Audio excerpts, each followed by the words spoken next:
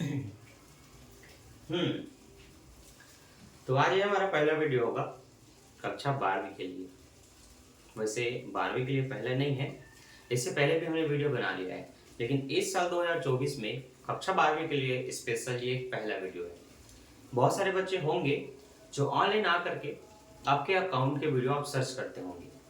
इससे पहले जब मैं 1-2 साल पहले वीडियो बनाता था, उस समय मुझे पता भी नहीं चलता था कि कोई 12वीं के बच्चे उसको देख रहे हैं कि नहीं, उस पर कोई कमेंट भी नहीं होते थे, क्योंकि मैं जो भी टॉपिक पर सिखाता था मैं कहता था कि इसके वीडियो मिल जाएंगी, इस पर डाउट होगा तो आप कमेंट कर सकते हैं, लेकिन कोई बच्चों को कमेंट ही नहीं आता था। पर हाल ही में मुझे जैसे जैसे कमेंट मिलते जा रहे हैं, मुझे लग रहा है कि अब 12वीं के बच्चे देख रहे हैं। तो जो बच्चे इस साल 2024 में कक्षा 12वीं में नए आए होंगे, आपको बेसिक कॉन्सेप्ट जानना होगा कि इस अकाउंट में क्या क्या आपको पढ़ना है। हो सकता है कई बच्चे पहले साइंस या मैथ बैकग्राउंड के हो और वो उन्होंने कॉमर्स में एंटर किया हो, उनको भी डाउट होगा। उनके ये डाउट होंगे कि हमने 11वीं नहीं पढ़ा है, तो क्या हमसे 12वीं का अकाउंट बनेगा? हाँ, बिल्कुल बनेगा, क्योंकि 11वीं का अकाउंट बिल्कुल अलग है कक्षा 12वीं के अकाउंट से। दोनों के अकाउंट में बहुत ज़्यादा डिफरेंस है। ऐसा नहीं है कि आप 12वीं पढ़ लें तो आपको 11वीं का बन जाएगा, बिल्कुल नहीं बनेगा। अगर आप 11वीं पढ़े तो 12वीं का बन जाएगा, ऐसा भी नहीं है, बिल्कुल नहीं बनेगा, क्योंकि दोनों में चैप्टर बहुत अलग अलग है, कॉन्सेप्ट बहुत अलग अलग है। 11वीं में ज़्यादातर हम खाते नहीं बनाते, हम जनरल एंट्री करते हैं, कुछ जगह खाते बनाते हैं। पर 12वीं में ज़्यादातर पूरे खाते बनते हैं, जनरल एंट्री का बहुत कम उपयोग होता है। ठीक है, तो बिना किसी देरी के स्टार्ट करते हैं आज के इस वीडियो को।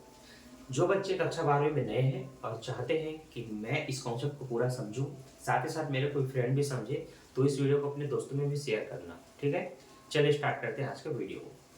कक्षा 12वीं में सबसे पहला जो यूनिट है वो है आपका साझेदारी। साझेदारी को आप कहते हैं पार्टनरशिप इंग्लिश में। इसके लगभग पहले 7-8 चैप्टर होते थे, अभी इनको 6 चैप्टर में सीमित कर दिया गया है, 6 से 5 चैप्टर में, जिसमें सबसे पहला आपका चैप्टर होता है साझेदारी फर्म का लेखांकन।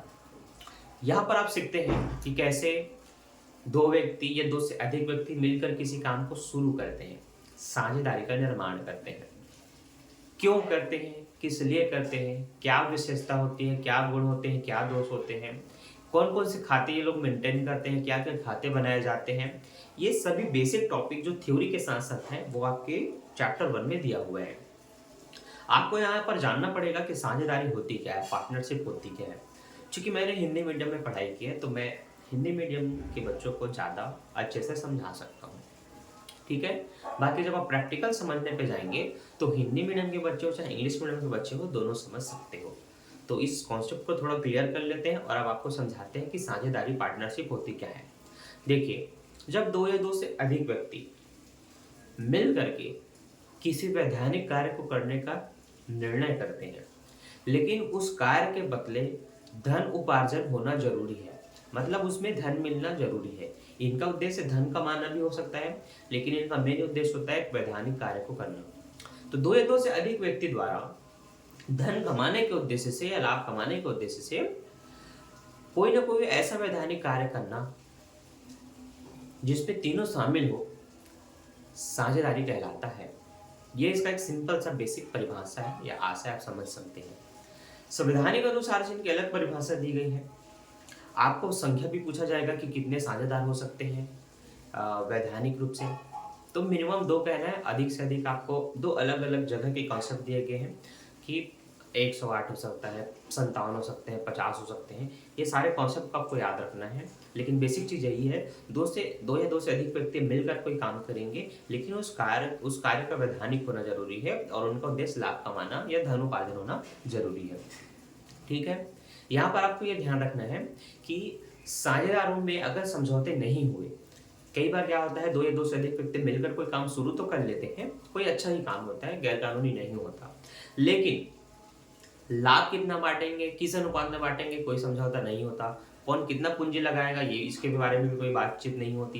किसको वेतन कमीशन मिलेगा, इसके बारे में कोई भी बात नहीं होती। कौन कितना काम करेगा, ये भी बात नहीं हुआ रहता। तो बिना समझौते के भी कई लोग साझेदार बन जाते हैं।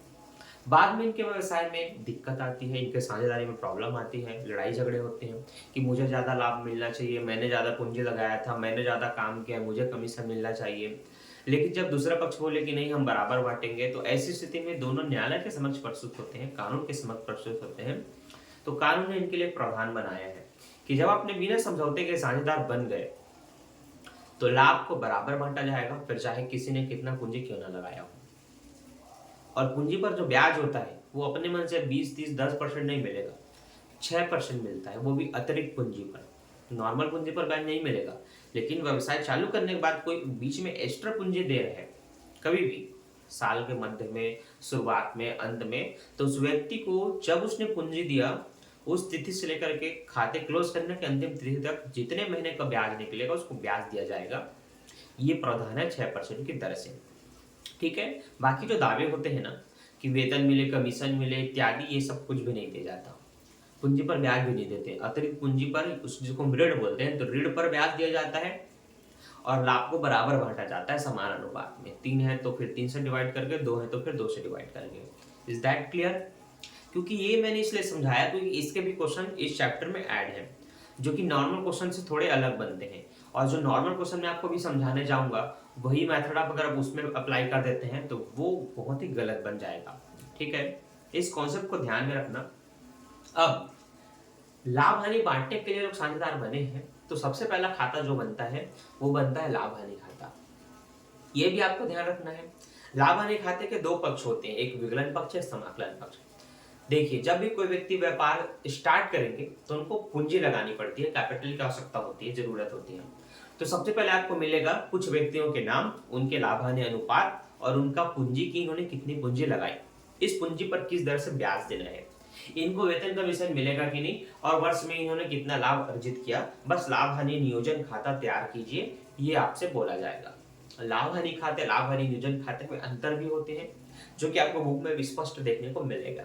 ठीक है, तो चलिए स्टार्ट करते हैं आपके प्रैक्टिकल क्वेश्चन को। इस बेसिक कॉन्सेप्ट को थोड़ा ध्यान में रखिएगा। मैंने आपको समझाया वेट अ मिनट। ठीक, तो मान लेते हैं साझेदार है ए और बी, इस तरह से एक नाम दिया रहेगा। ठीक है, इनकी पूंजी दी रहेगी। तो मान लेते हैं एक ने 50,000 लगाया, एक ने 40,000 लगाया।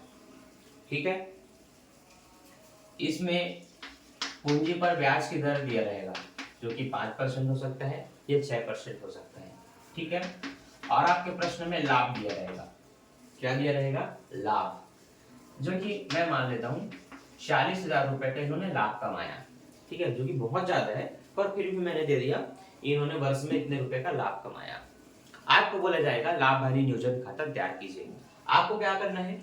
आपको लिखना है, आप इस प्रश्न को सॉल्व कर रहे हैं, क्या कर रहे हैं? हल कर रहे हैं। ठीक है, आप लिखेंगे लाभ हानि नियोजन खाता। ठीक है, मुझे पता है बहुत सारे बच्चों को बेसिक पता होगा, लेकिन जब तक मैं शुरू से शुरुआत नहीं करूं, मैं आगे डिफिकल्ट लेवल पे नहीं जा सकता। इसलिए ये वीडियो उन सभी बच्चों के लिए जिन्होंने पहली बार यहाँ पर सर्च किया है कक्षा 12वीं के बेसिक कॉन्सेप्ट को जानने के लिए, और वो एडवांस लेवल तक क्वेश्चन सीखना चाहते हैं। तो दोनों प्रकार के बच्चे इस चैनल में एंड तक बने रहें, आपको धीरे धीरे 0 to हाई लेवल के क्वेश्चन आपको सिखाए जाएंगे। ठीक, तो ये सबसे बेसिक चीज है।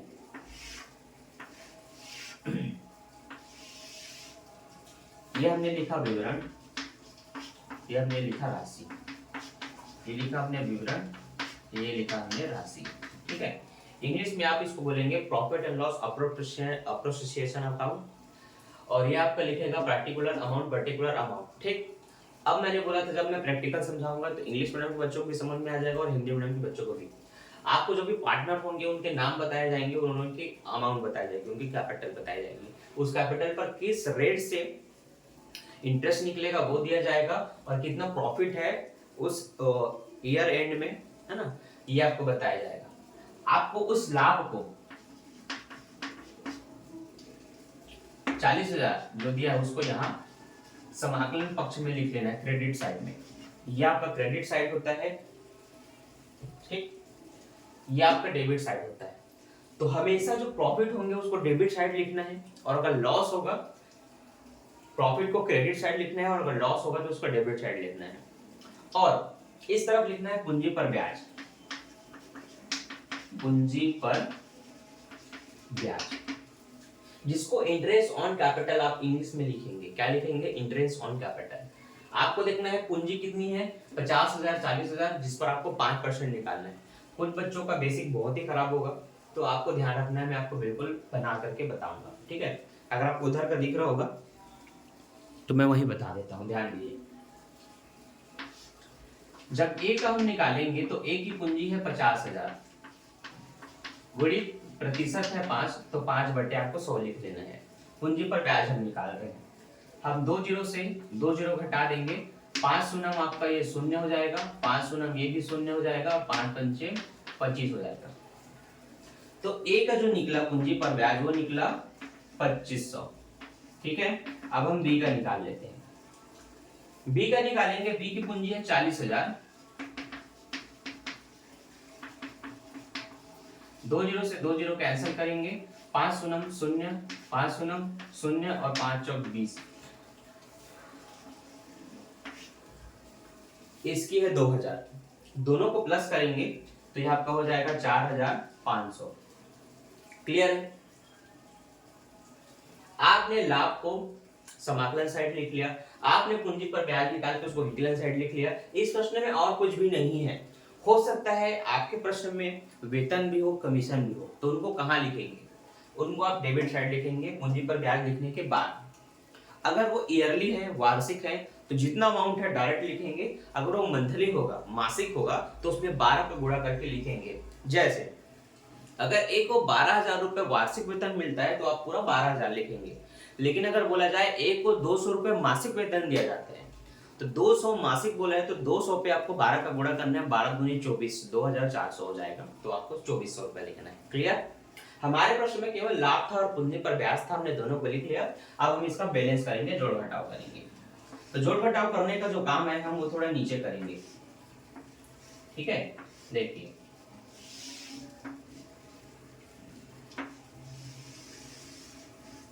ये जो मैं कर रहा हूं इस तरह से आपको बैलेंस करना है। सबसे बड़ा अमाउंट 40,000 है, तो 40,000 को जो सबसे बड़ा अमाउंट होता है उसको दोनों पक्षों में ऐसे लिख लेना है, और ऐसे आप डबल लाइन खींच के इसको क्लोज कर सकते हैं। इसका ये साइन होता है कि आपने इस खाते को बंद कर दिया। अब आपको क्या करना है, दोनों पक्ष को बैलेंस भी करना होता है। कैसे?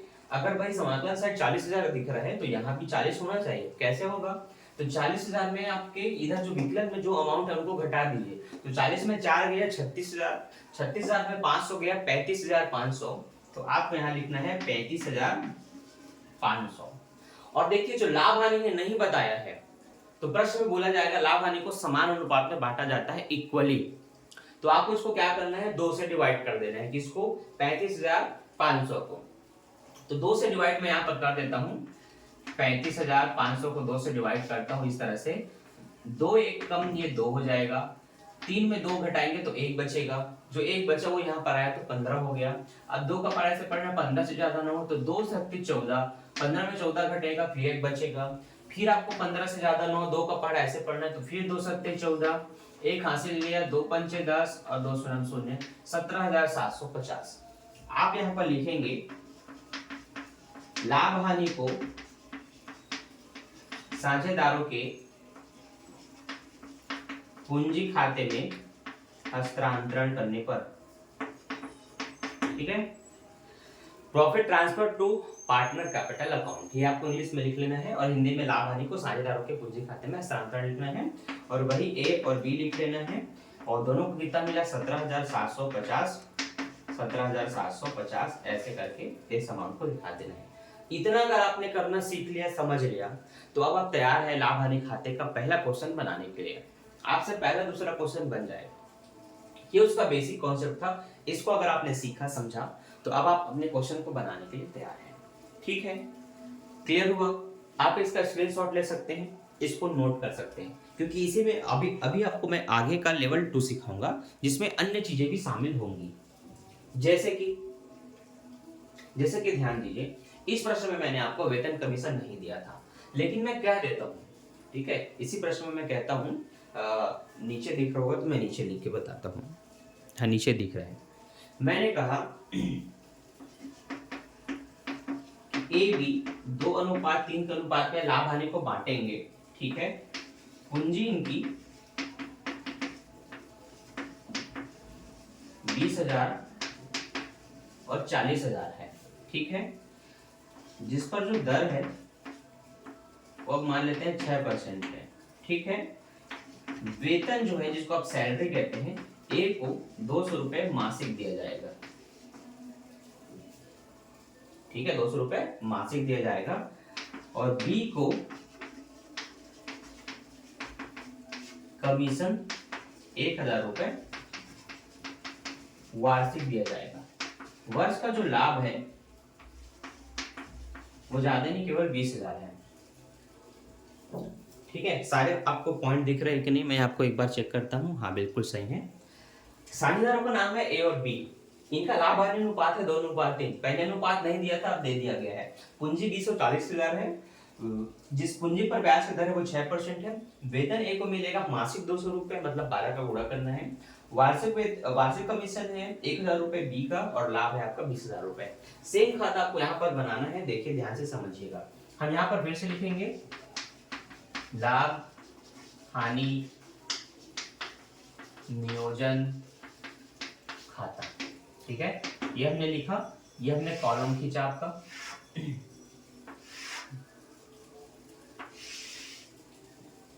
चलिए, तो थोड़ा मेरे से अप डाउन होते रहता है।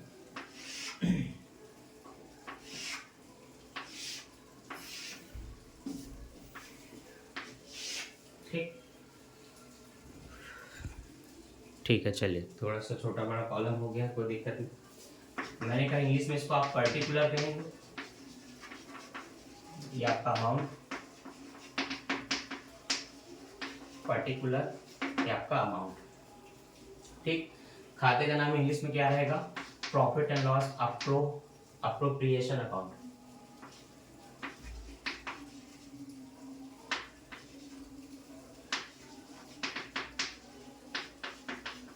ठीक। Profit and loss appropriation account, ये हमने लिख लिया। अब हमें सबसे पहले क्या लिखना है? पूंजी पर ब्याज, जो हिंदी में मैंने लिखा है, अब इंग्लिश में लिख देता हूं। इंटरेस्ट ऑन कैपिटल, ठीक है, इंटरेस्ट ऑन कैपिटल ए और बी का। तो आपने यहाँ पर ए लिखा और बी लिखा। अब इनकी पूंजी लिख देते हैं, कितना पूंजी पर ब्याज लिखते हैं, जो कितना निकलेगा। देखो 6% आपको निकालना है, तो उसको मैं नीचे में निकाल देता हूं, बाद में मिटा दूंगा। देखिए 20,000 का 6%, तो जितना अमाउंट है और जितना परसेंट है दोनों साथ में लिखिए। 2 जीरो से 2 जीरो कटा, 6 शून्य शून्य, 6 शून्य शून्य, 6 दूनी 12, ये आपका 1200 निकला। आपको लिख लेना है यहाँ पर 1200, ठीक है। 40,000 पे निकालेंगे,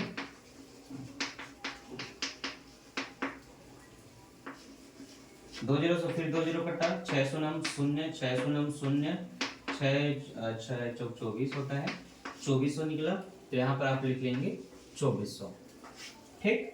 इस तरह से हमने पूंजी पर ब्याज निकाल लिया, जिसकी कार्यविधि नीचे है, आप इसको नोट कर सकते हैं। और वो हमने लिख लिया, जिसको इंटरेस्ट ऑन कैपिटल बोलते हैं। टोटल करेंगे तो 3600 होगा, तो ये आपका लिख लेते हैं 3600, ठीक। मैंने बताया था मैं हिंदी मीडियम का छात्र हूँ, और इंग्लिश मीडियम में मैंने मतलब इंग्लिश मीडियम में आज तक पढ़ाया नहीं है, तो बस यहीं से शुरुआत कर रहा हूँ। अप डाउन हो सकता है, बोलने में दिक्कत हो सकती है, आप समझ सकते हैं, और कॉन्सेप्ट क्लियर होगा, इतना मैं बता सकता हूँ, ठीक है। कि क्वेश्चन नहीं बनेगा ऐसा हो नहीं सकता, ठीक। तो इंटरेस्ट ऑन कैपिटल हो गया। इसके बाद आप वेतन वगैरह लिख सकते हैं। तो देखिए सैलरी किसका है? एक है, तो सैलरी मिलेगा, किसको मिलेगा? ए को मिलेगा। कितना मिलेगा? तो देखिए मैंने बताया था, ए को सैलरी मिलेगा 200, लेकिन जब मासिक बोले, मंथली बोले, तो आपको याद रखना है इसमें 12 का मल्टीप्लाई करना है, ठीक है। तो ये आपका 12 शून्य शून्य हो जाएगा, 12 शून्य शून्य हो जाएगा, 12 दूनी 24 हो जाता है, 12 टू 24 है ना, 2400।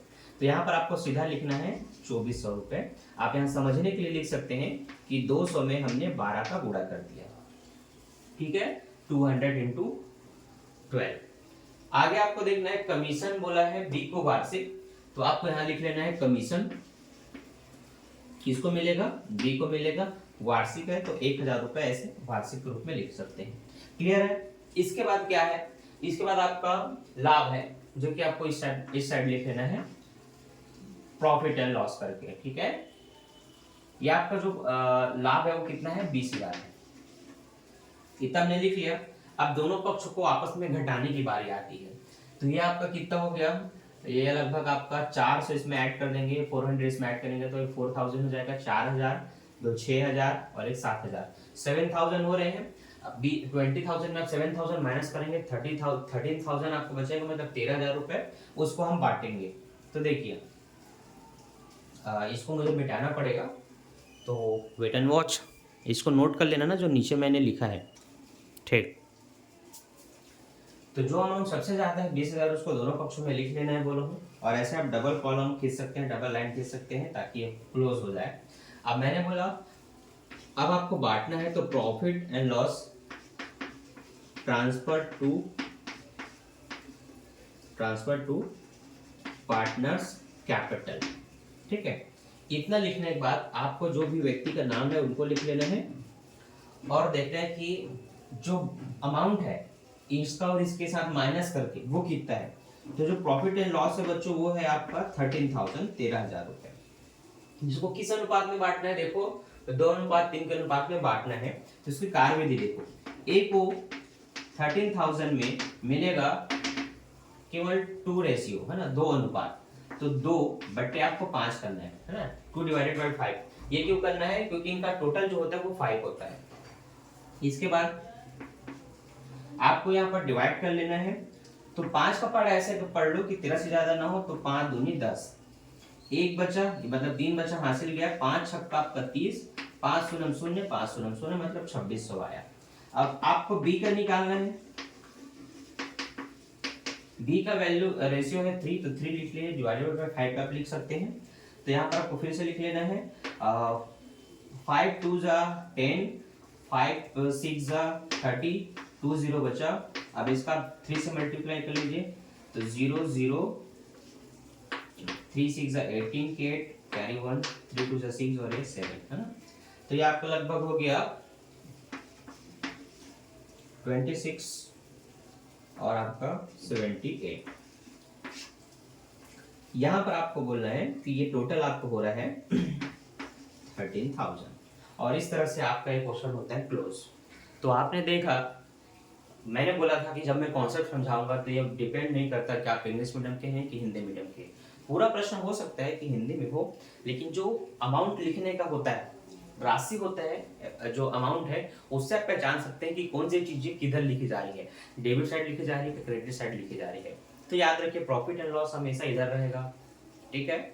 और ड्राविंग पर इंटरेस्ट जो निकलेगा, आरंभ पर ब्याज, वो भी इधर रहेगा, और यहाँ हमेशा इंटरेस्ट ऑन कैपिटल रहेगा, सैलरी रहेगा, कमीशन रहेगा। बस दोनों को माइनस कर दीजिए, जिस रेशियो को बताया जाता है कि प्रॉफिट एंड लॉस बांटा जाएगा उसमें बांट दीजिए, डिवाइड कर दीजिए, और जो है उसको लिख दीजिए, खाता हुआ क्लोज। ये बेसिक कॉन्सेप्ट अगर आपको समझ में आ गया तो अब अपने बुक के अगर लगभग 1 से लेकर के 4-5 तक क्वेश्चन आप बना सकते हैं। इसके बाद क्वेश्चन के लिए अलग कॉन्सेप्ट आपको सीखना पड़ेगा, जो कि बताऊंगा इसका नेक्स्ट पार्ट में। वीडियो अच्छा लगा हो तो लाइक कर देना, कमेंट करके बता देना हाँ सर अच्छा लगा, और अपने दोस्तों में शेयर जरूर करना। कोई भी डाउट होगा तो कमेंट कर सकते हैं। मिलता हूँ नेक्स्ट वीडियो में। Thanks for watching, bye bye.